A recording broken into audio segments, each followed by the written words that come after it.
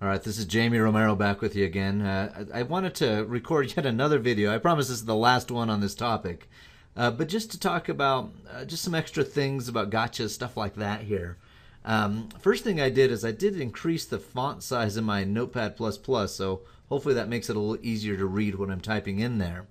And actually, let me do the same in my command prompt window. That way it's easier for you to read. So I'll just go over here to font and bump that up to something larger. Oh, maybe that would do. And okay. There we go. Sometimes it's better to be able to see things easier, especially in the video view of things. Okay, so several things I want to point out. One is when you open your command prompt, I'm just going to type in exit, you might have difficulty changing directories over to our location. For example, maybe instead of being on the C drive, you might be on some other drive. Like I have an iDrive, for example. And so if I were to try to do something like CD backslash and CD learn-java, something like that, it's going to say, I can't find it. Well, because we need to be on the drive in which our files are located. And so it's as simple as just typing in C: and pushing enter, and that'll move you to the C drive.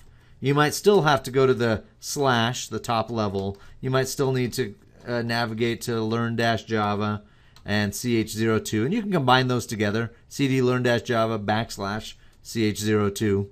And now we're back in the location we were before, where we have those examples and solutions and things like that. Oh, I made the change to the font size, and then it went away. Let me go back here to properties, bump the font size up. Click OK. Oh, that was not good.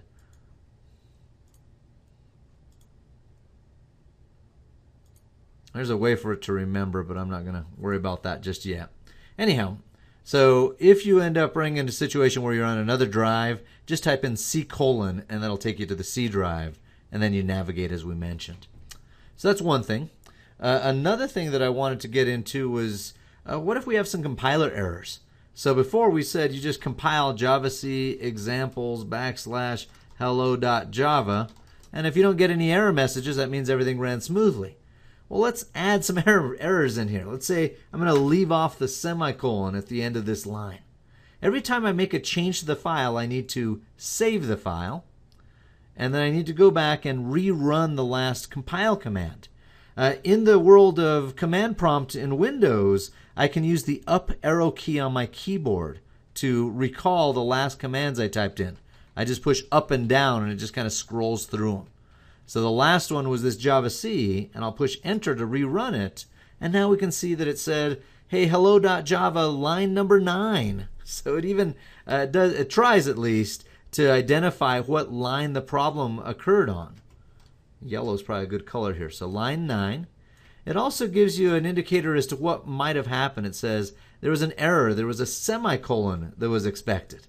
Unfortunately, most error messages aren't this good. But, okay, there you go. So semicolon was expected.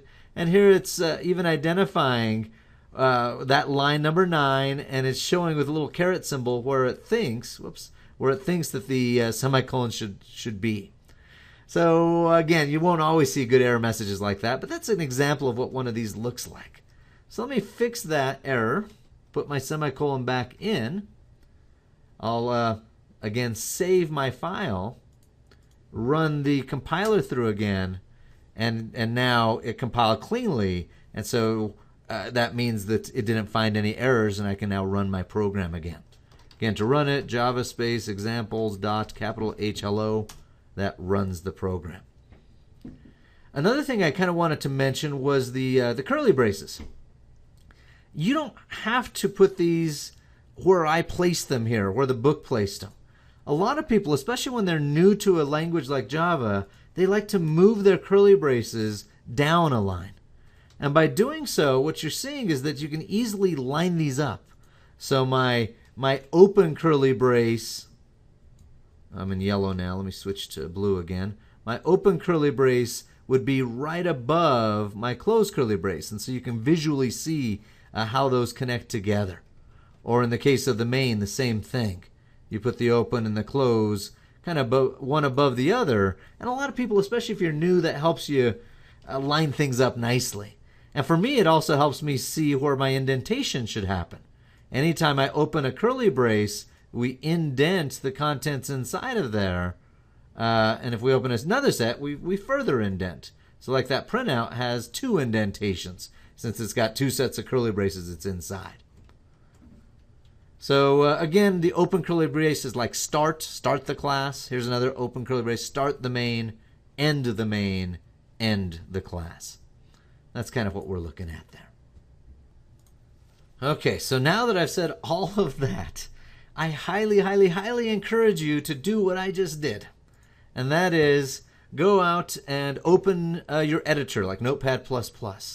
Save the file over to learn-java ch02 examples and call it hello.java with a capital H. Type in this information, this text that we have here. You can just pause the video and type it in so you can see what's there. You don't need to have all 3 lines of comments. Maybe just do the first line if you want to, and then get on down to the code below. Once you get that all typed in, save the file, and then open a command prompt. Let's show you that one more time. So I like to do start, and then the search box, type in CMD. In the command prompt, CD to the learn-java and to the ch02 location, and then run the javac command, examples \hello.java, to compile the code. If you have errors, go fix them and then rerun the compiler. And once it compiles cleanly, go ahead and run your code. So please do that on your systems. Go through these steps to get a simple Java program up and running. Our first program, our Hello World program.